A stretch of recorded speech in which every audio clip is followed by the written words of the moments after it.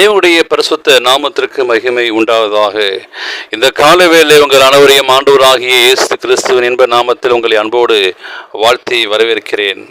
விண்துளிகள் வாயிலாக இந்த நாளிலே சந்திப்பதில் மிகுந்த மகிழ்ச்சி அடைகிறேன். இந்த நாளின் செய்தியின் தலைப்பானது விழித்துக் கொள்ளுங்கள். ரோமர் 3ஆம் அதிகாரம் 11-12 வாசிக்கிறோம்.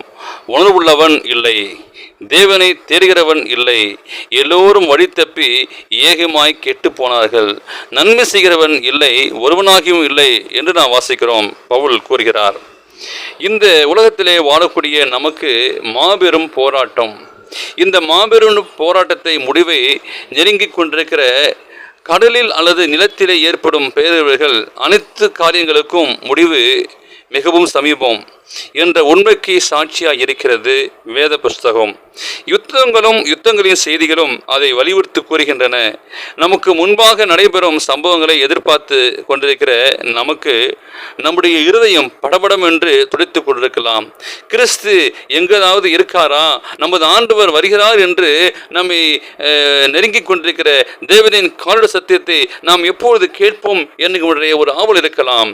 கிறிஸ்துவின் வருகை வெகு சீக்கிரமாக இருக்கிறது என்பதை பற்றிய அறிவையும் அதன் நோக்கங்களையும் இழந்துவிட நாம் அனுமதிக்கக்கூடாது. அவ்வாறு நீங்கள் நானும் செய்வோமானால் கவலையின்றி கவனமற்றவர்களாக அயர்ந்த நித்திரையில் ஆழ்ந்து விடுவோம்.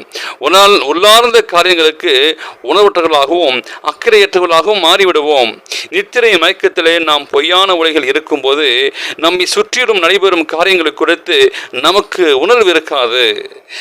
தங்களை சுற்றிலும் கண்ணை கூசத்தக்கதாக சத்திய ஒளியில் இருக்கும் நபர்களும் இருக்கிறார்கள். எனிலும் ஒளிற்கு உணவற்றவர்களாக இருக்கிறார்கள். அவர்கள் சத்துருவினால் கவர்ச்சிக்கப்பட்டு அவங்களது மயங்கும் வல்லமையில் மந்திரத்திற்கு கட்டுப்பட்டவர்கள் போல் இருக்கிறார்கள். இந்த நமது உலகத்திற்கு வரப்போகிற அந்த மகா நாளிற்கு அவர்களும் நானும் ஆயத்தமாக்கி கொண்டிருக்க இல்லாமல் இருக்கிறோமா? மார்க்க சம்பந்தமான சத்தியங்களுக்கு முற்றிலும் உணவற்றவர்கள் போன்று காணப்படுகிறார்கள். விழிப்போடு இருக்கும் சில வாலிபர்கள் இல்லையா? இரவும் வருகிறது, விடிய காலம் வருகிறது என காண்கிறவர்கள் தான் தூங்குகிற தோள்களை எழுப்பிடத்தக்கதாக தலார யோகத்தோடு பணிபுரிய வேண்டும். அவரது ஆபத்தை அவரால் உணர முடியாதா? அவர்களுக்காக ஜெபியுங்கள்.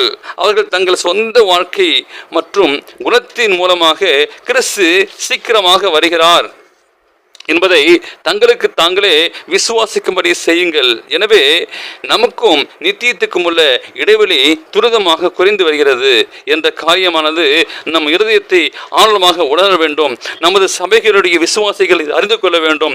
தலைவர்கள் புரிந்து கொள்ள வேண்டும். நமது குணத்தை பூர்ணப்படுத்துகின்ற நமது பணியிலே கடந்து செல்லும் ஒவ்வொரு நாளும் நமக்கு ஒரு நாளை குறித்து கொண்டே வருகிறது.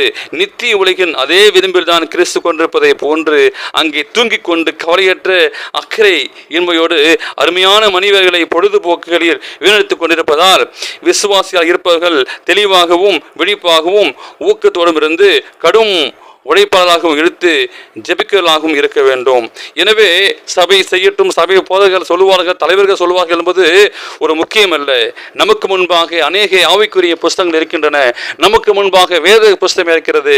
எனவே விசுவாச பிள்ளைகளே, நீங்கள் அறிந்து அதை படித்துக் கொள்ளுங்கள். இந்த உலகத்திலே சத்தியம் மறைக்கப்பட்டுள்ளது, ஆனால் பரிசுத்தமான வேத புஸ்தகம் கொடுக்கப்பட்டுள்ளது. அநேக தீர்க்கதரிசி புஸ்தகங்கள் கொடுக்கப்பட்டுள்ளது. நீங்கள் அதை பார்த்து விழித்துக் கொள்ளுங்கள், சத்தியத்தை அறிந்து கொள்ளுங்கள். தேவன் உங்களுக்கு எச்சரிப்பு கொடுக்கிறார். எனவே தேவனுக்கு பிரியமான பிள்ளைகளே, வேத வாக்கியம் சொல்கிறது, சங்கீதம் 98:1-12 வாசிக்கும் போது, உன் வழிகளெல்லாம் உன்னை காக்கும்படி உனக்காக தம்முடைய தூதர்களுக்கு கட்டளையிடுவார். ஆம், தேவனுக்கு பிரியமான பிள்ளைகளே, இந்த காலவேளை ஆண்டவராகிய சத்தியம் உங்களை தட்டி எழுப்புகிறது. நீங்கள் ஒப்பு கொடுப்பீங்களா? இந்த செய்தியை கேட்ட உங்களையும், இந்த நாளை பிறந்த நாளை காணுகிற, திருமண நாளை காணுகிற பிள்ளைகளையும் தேவன் தாமே ஆசீர்வதிப்பாராக. ஆமேன்.